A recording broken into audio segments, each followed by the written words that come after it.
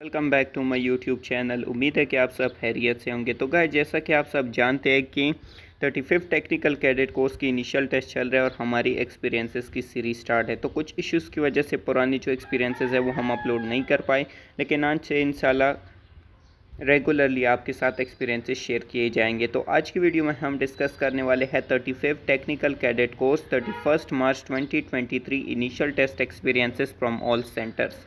तो चलो आपका टाइम वेस्ट नहीं करते, डायरेक्ट वीडियो को स्टार्ट करते हैं। वीडियो स्टार्ट करने से पहले आपसे रिक्वेस्ट करता हूं कि अगर आप चैनल पर नए हैं तो चैनल को सब्सक्राइब करते और कमेंट सेक्शन में ज़रूर बताना कि दिन को आपको कितनी वीडियोस चाहिए, 1, 2 या 3। उस मुताबिक हम आपके साथ फिर एक्सपीरियंसेस शेयर किया करेंगे। तो क्वेश्चन नंबर 1 है हमारे पास, which is incorrect for X rays. Answer है हमारे पास can not cause photo electric effect. तो याद रखना, आपको 4 ऑप्शन दिए जाएंगे, उनमें से आपने एक को टिक करना होगा। उसके बाद क्वेश्चन नंबर 2 है हमारे पास, एंटोनेम ऑफ वाइल्ड।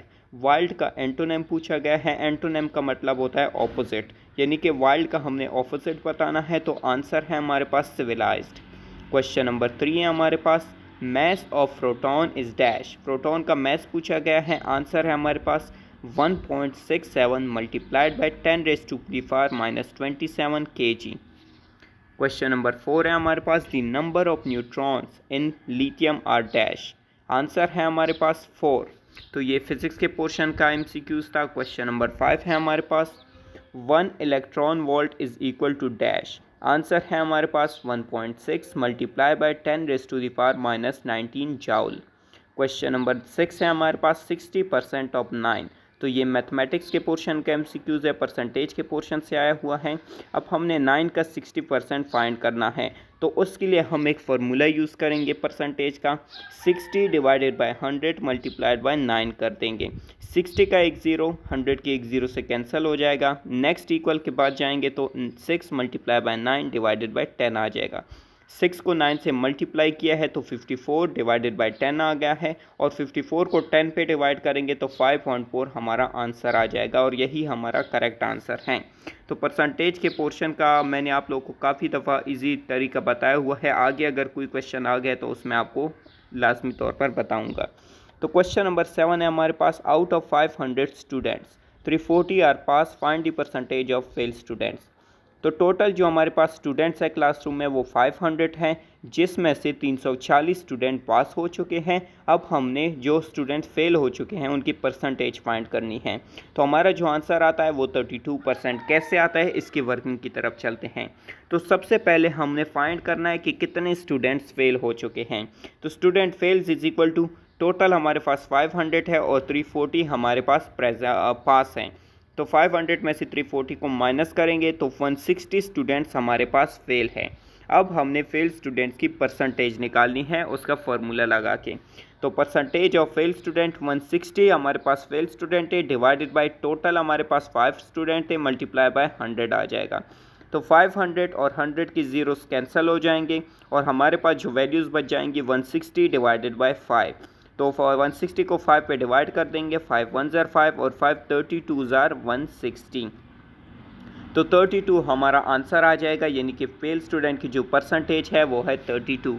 इसी तरह अगर आपसे पास स्टूडेंट की पूछी जाती और आपको फेल स्टूडेंट की परसेंटेज गिवन होती तो काफ़ी इजी फार्मूला है। तो percentage of pass student is equal to 100% minus 32% is equal to 68% हमारा आंसर आ जाएगा।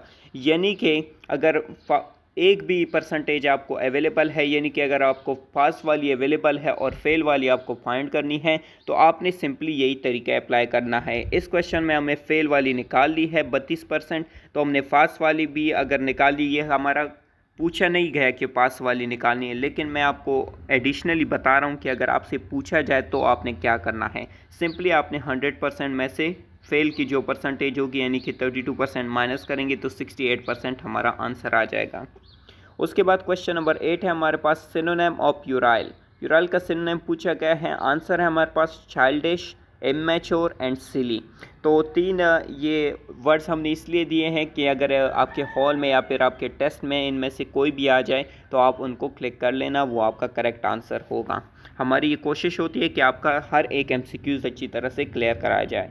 क्वेश्चन नंबर 9 है हमारे पास, सिनोनिम ऑफ डक्टाइल। डक्टाइल का सिनोनिम पूछा गया है। आंसर है हमारे पास adaptable and plastic.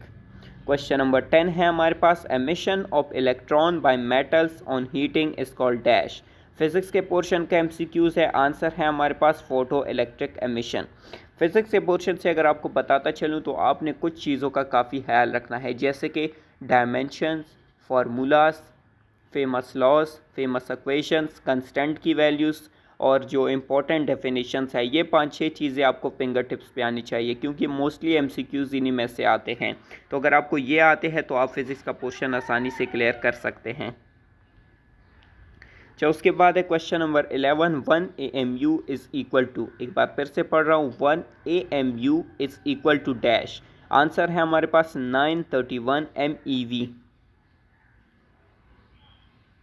Question number 12 है हमारे पास, एंटोनिम ऑफ पैरिसोमनी। आंसर है हमारे पास चीप। क्वेश्चन नंबर 13 है हमारे पास, एंटोनिम ऑफ डक्टाइल। आंसर है हमारे पास स्टिप। काफ़ी इंपॉर्टेंट और रिपीटेड एमसीक्यूज है, पीएफ के टेस्ट में भी ये काफ़ी बार आ चुका है। अगर आपने वो एक्सपीरियंसेस देखी हो तो ये एमसीक्यूज काफ़ी रिपीट हुआ था उसमें। क्वेश्चन नंबर 14 है हमारे पास, 90% ऑफ 90। काफ़ी इंपॉर्टेंट और रिपीटेड एमसीक्यूज है। Last time PMA 151 long course में ये काफ़ी बार आ चुका था और तकरीबन ये हर बच्चे के स्क्रीन पर आया हुआ था। तो सिंपली हमने 90 का 0 और 90 का 0 कैंसिल कर देंगे, 9 को 9 से मल्टीप्लाई कर देंगे तो 81 हमारा आंसर आ जाएगा। परसेंटेज के पोर्शन के लिहाज से आप लोगों को एक इजी ट्रिक बताता चाहूँ कि अगर आपको इस तरह का क्वेश्चन आ जाए तो आपने बिल्कुल कंफ्यूज होने की ज़रूरत नहीं है। सिंपली इन दोनों की ज़ीरोज़ को कैंसिल कर लेना है और 9 को 9 से मल्टीप्लाई करेंगे तो हमारा आंसर आ जाएगा, जो कि है 81। उसके बाद क्वेश्चन नंबर 15 है। अब ये क्वेश्चन आपने काफ़ी गौर से सुनना है, क्योंकि ये काफ़ी जो है इंपॉर्टेंट क्वेश्चंस होते हैं और आप लोगों को मिसलीड और कंफ्यूज करने के लिए भी काफ़ी मुश्किल होते हैं। तो सबसे पहले इसका हमने डाटा पढ़ना है। याद रखना इस टाइप की अगर आपको क्वेश्चन आ जाए तो आपका आंसर आपके डाटा में ही मौजूद होता है, बस आपने क्वेश्चन को गौर से पढ़ना होता है। तो चलो इसको पढ़ते हैं। Adil is 5 year old. Adil की उम्र 5 साल है। And his sister it 3 times of his age. और उसकी जो बहन की एज है वो आदिल से 3 गुना बड़ी है। What will the age of his sister when Adil would be 15 years old. अब उसकी सिस्टर की एज कितनी होगी जब आदिल की एज 15 साल होगी। तो हमारा जो आंसर है वो है 25 ईयर्स। अब ये कैसे आए, इसकी वर्किंग की तरफ चलते हैं। तो सबसे पहले हम देखेंगे कि आदिल की एज कितनी थी, 5 साल की थी, तो उसकी बहन की एज जो थी वो उससे 3 गुना बड़ी थी। यानी कि 5 को मल्टीप्लाई बाय 3 से करेंगे तो 15 ईयर्स। यानी कि जब आदिल 5 साल का था तो उसकी बहन की एज थी 15 साल। लेकिन अब क्या है, आदिल अब 15 साल का हो गया है। तो 15 साल यानी कि कितने सालों बाद अब एज पूछी जा रही, तो 15 में से 5 को माइनस कर देंगे 10 साल आफ्टर। यानी कि 10 साल बाद आदिल की जो एज है वो 15 साल है, तो उसकी बहन की एज कितनी होगी। तो सिंपल सा काम करेंगे, हमने सिस्टर इज इक्वल टू 15, हमारे पास पुरानी एज थी उसकी, ऐड कर देंगे 10 ईयर्स, तो 25 ईयर्स हमारा करेक्ट आंसर आ जाएगा। अगर आपको इस क्वेश्चन की समझ ना आई हो तो आप कमेंट सेक्शन में एक बार फिर से पूछ सकते हैं, मैं आपको इंशाल्लाह ज़रूर इसके एक्सप्लेनेशन दूंगा। ये इसका एक बार आप खुद भी देख सकते हैं, ये इसका डाटा वर्किंग वगैरह मौजूद है।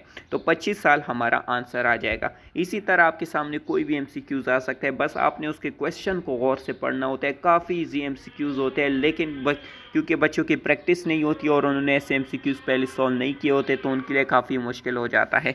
लेकिन अगर आपकी अच्छी प्रैक्टिस है तो आप आसानी से इसको क्लियर कर सकते हैं। क्वेश्चन नंबर 16, ये तो हर किसी बच्चे को आता होगा क्योंकि ये काफ़ी बार रिपीट हो चुका है। वाई वी बॉयल मिल्क, हम दूध क्यों उबालते हैं। आंसर है टू किल जर्म्स। और इसके साथ साथ जो पाक आर्मी में एक और MCQs काफ़ी ज़्यादा रिपीट होता है, वो ये है कि why we send children to school, हम बच्चों को स्कूल क्यों भेजते हैं। तो उसका आंसर है हमारे पास फॉर ग्रूमिंग। तो ये कुछ क्वेश्चंस होते हैं जो तकरीबन हर एक बच्चे के टेस्ट में आए हुए होते हैं। तो आपने कोशिश करनी है कि ऐसे क्वेश्चंस को आप लोग स्किप ना किया करें, इनको अच्छी तरह से किया करें। तो गाइस, उम्मीद है अगर आप लोग को वीडियो अच्छी लगी होगी, वीडियो अच्छी लगी है तो वीडियो को लाइक करें, ज़्यादा से ज़्यादा शेयर करें, और अगर आप चैनल पर नए हैं तो चैनल को सब्सक्राइब करना मत भूलिएगा। इसके अलावा अगर आप लोग किसी और टॉपिक के ऊपर अपनी वीडियो चाहते हैं तो आप वो भी हमें कमेंट सेक्शन में बता सकते हैं, उस पर भी इंशाल्लाह वीडियो ज़रूर बनाई जाएगी। तो गाइस, आज की वीडियो पर एंड करेंगे, मिलते हैं नेक्स्ट में, तब तक के लिए खुदा हाफिज़। Thank you guys.